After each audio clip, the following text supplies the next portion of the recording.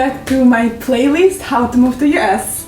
I'm very, very happy to see you. I started this playlist because during this pandemic I had much more time and I was thinking, what can I do to bring value to the world? And I realized that I'm in a unique position because I am Russian. I moved from Saint Petersburg, Russia, to United States 9 years ago, all by myself, and I'm in a unique place to compare both countries, compare both mindsets and ways of living, and it is my personal truth, so in no way I'm saying that it's universal truth, but it has rights to exist, and I would like to represent my country and America in the way that I do, that I feel is well judged and well balanced, because I'm trying to learn the best and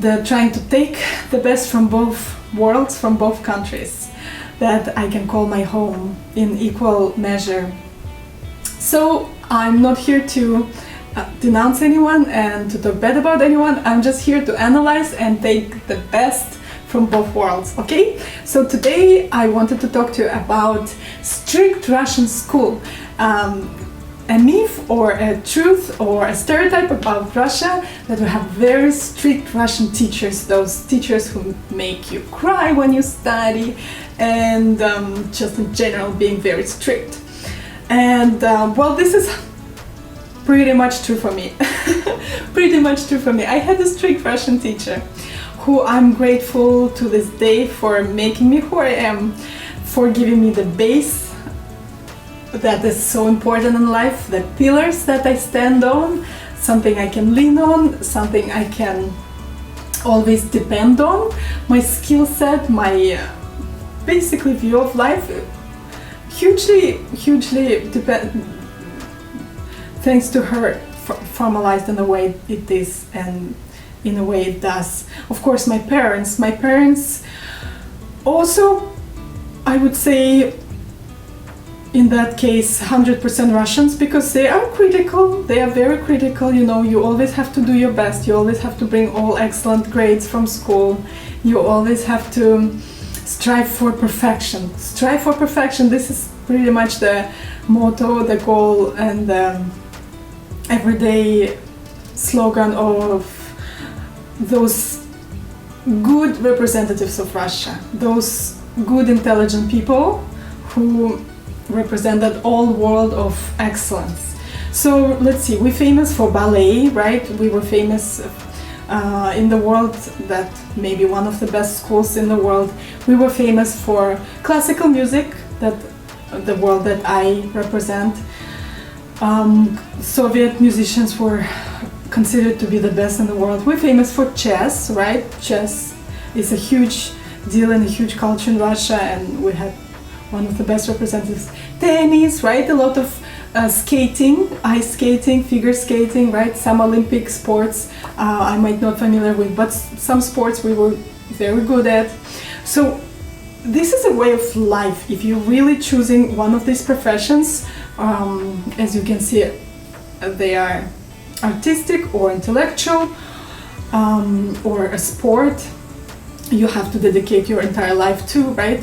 This is a way of life, and when you do choose that profession, you're really kind of deciding to put everything on the line for it. You really spend your whole day. You would wake up at 5 or however early it takes. I used to wake up at 5:40 every day just to get to my school. That was an hour and 15 minutes away from my home, so I would go there every day for 11 years of school and 5 years of conservatory. So 16 years of my life, every day I would spend 2.5 hours just to travel, because this was the best school and that was the school I needed to go if I wanted to be the best.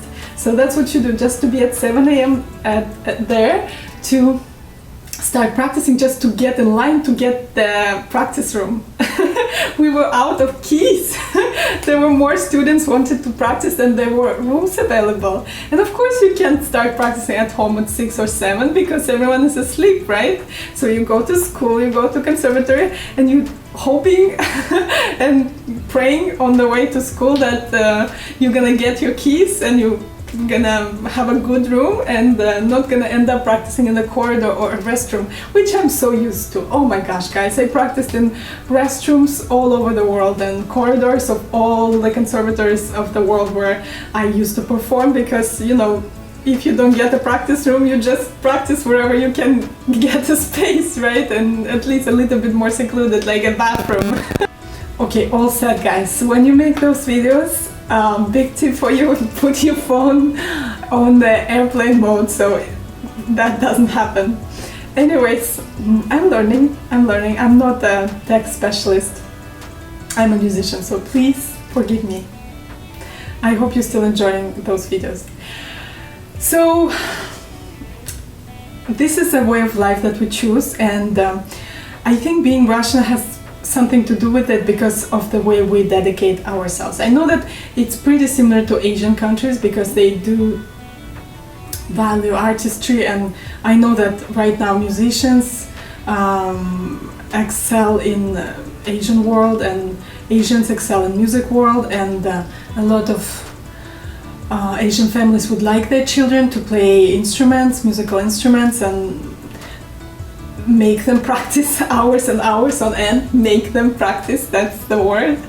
So we are in childhood forced to do that, because in the childhood it's so hard for you to decide at 5 years old if this is going to be my profession and I'm going to dedicate many hours per day to do that. At first it is a struggle. At first you need that nudge from your parents, and I feel like sometimes in America we are allowing our children just to choose for themselves and have many options, play tennis, play musical instruments, go to dance classes, ballet classes, and then choose for themselves later on, right? But how it works in the professional world, I think, and it worked for me, you have to start early. You have to start at 5. You have to start with one chosen profession and dedicate everything to it to be the best in the world, right? That's what it takes. So I guess it has something to do with being Russian and our understanding of that part of growing up, and dedication and excelling in your profession and being the best in the world. And that's hence a strict teacher who have to force you, you know, at first. And at the same time, I'm tremendously lucky and grateful that I was given this chance to start in US and to have this tremendous support and nurturing and loving environment here. Because I guess without it, I would have still be in the mentality of a student, of someone being constantly criticized for mistakes, for some little maybe intonation problems in your playing, or something, you know, like in the classical music we are very judgmental, you know, we look for every little imperfection, just so we can compare. How do you know who's the best, right? You can't, like in America it feels like you can award everyone, but in the competition setting of a classical music world, only one wins. And it's so important to realize that we all deserve recognition. We're all unique, and we all absolutely unique, and we bring something so special to the world, each one of us, in our own way, in our own profession, in our own world we live in, and to our friends, to our family who surrounds us. So how do we find that balance? I guess it's important to have this dedication and important to have that base. At the same time, it is important to have the nurturing and loving environment and support and recognition that everyone deserves to win, that we do have here in America. So it is a complicated question, and I don't have one answer for you. But talking about strict Russian school, it is true. It is true. They believe in that truly and implement it. I just wish that we could learn something from America to be more nurturing, loving, supportive of each one of us. And so maybe we can take dedication and really valuing base knowledge that I can take from my country of my birth, Russia, and nurturing, loving environment from country where I live now, United States. If we can combine it somehow, like I was able to combine in my life, and to be very grateful and lucky, and forgiving for some mistakes I've done in the past, and forgiving for some things I might still do in the future. Just appreciating every day, and being here is a gift in itself. Present, right? Present. It's a gift. Present time. I'm going to leave you with that thought that no matter what you do, striving for perfection is important, as well as it's important to recognize people beside you in the same profession, going alongside with you, because this is a journey that we share together, and there is no end destination. It's a journey. We're all in this together. Let's enjoy our lives together, our journey. Have a wonderful day. If you can, please subscribe, please like, and I'll talk to you soon. And thank you for allowing me to share my understanding of the world, my truths about both countries in this pandemic world. Bye. Have a wonderful day. Пока!